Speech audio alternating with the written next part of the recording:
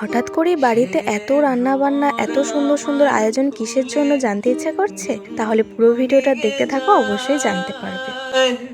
So hi everyone, আমি শ্রেয়সী আর আমি চলে আসলাম আজকে নতুন আরেকটি ভিডিও নিয়ে।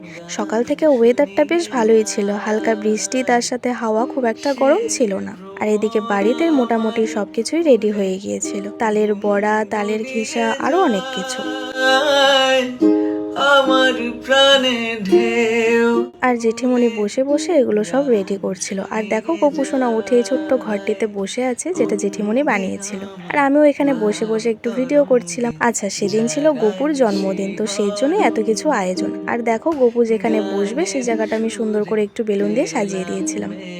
তারপর গোপুসোনাকে একটু সুন্দর করে স্নান করিয়ে নেওয়া হয়। স্নানের পরে গোপুসোনা সুন্দর করে গয়নাগাটি পরে সাজুগুজু করে নিচ্ছিল, কারণ তার জন্মদিন বলে কথা, একটু তো সাজুগুজু করতেই হবে।